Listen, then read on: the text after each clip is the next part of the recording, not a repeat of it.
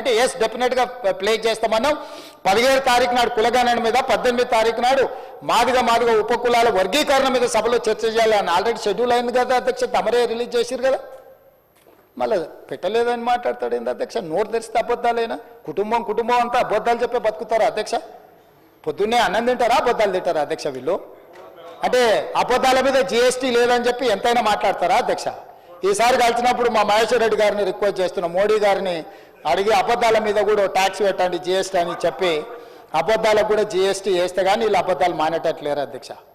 ఎందుకంటే ఇంత అడ్డగోలు అబద్ధాలు ఏంది అధ్యక్ష? ఎక్కడి విధానం ఇది?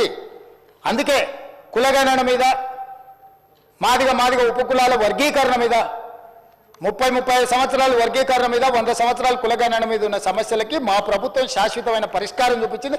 అదే విషయాన్ని గవర్నర్ గారు తన ప్రసంగంలో పొందుపరిచిండు అధ్యక్ష. ఆ విషయాలను ప్రస్తావించిండు. ఇదొక గొప్ప విజయము, ఇదొక సామాజిక పరివర్తన. ఇంత గొప్ప సామాజిక పరివర్తనను నిర్వహించే అవకాశం దేవుడు మాకు, మీకు, మనందరికి ఇచ్చినందుకు దేవుడికి కృతజ్ఞతతో మనం ఉండాలి.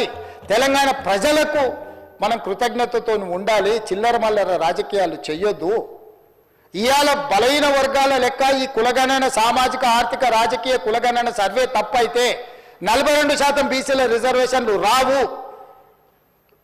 ఆ 42% బీసీల రిజర్వేషన్లను తిరస్కరించడానికే ఈ లెక్క తప్పు అంటున్నారు. తప్పుడు లెక్క ఉంటే రిజర్వేషన్లు రావు అధ్యక్ష. తప్పుడు లెక్క అని చెప్పడంలో కుట్ర దాగి ఉన్నది. ఇక ఒక ఆయన ఏదో మాట్లాడిండు, మీ ఎమ్మెల్సీ అంటుండు. ఆ ఎమ్మెల్సీ మీ గురించి కూడా చాలా మాట్లాడిండు. వాటన్నిటి నిజమైతే ఇది కూడా నిజమని తీసుకుందాం. సేమ్ ఎమ్మెల్సీ మీ గురించి, మీ కుటుంబం గురించి, మీ వ్యవహారాల గురించి సంవత్సరాల నుంచి మాట్లాడుతున్నాడు. అవన్నీ ఒకసారి లైన్అప్ చేసి ఇక్కడ పెట్టి అవన్నిటిని మీరు ఏకగ్రీవంగా ఆమోదించి ఇప్పుడు ఆయన మాట్లాడింది కూడా ఆమోదిద్దాం. ఇక ఆయననే ప్రాతిపదికగా తీసుకుందాం. పరిమితమైన సమాచారంతో, పరిమితమైన అవగాహనతో ఎవరైనా మాట్లాడినా బాధ్యత కలిగిన ప్రతిపక్ష నాయకుడిగా చంద్రశేఖరరావు గారు తప్పు ప్రభుత్వం చిత్తశుద్ధితో చేసింది. సరే, మాకేదో భయం ఉండి మేము పాల్గొనలేదు. మా వివరాలు మేము బయటికి చెప్పం, ఎందుకంటే లెక్క తెలిస్తే సమస్య వస్తుందని ఏమన్నా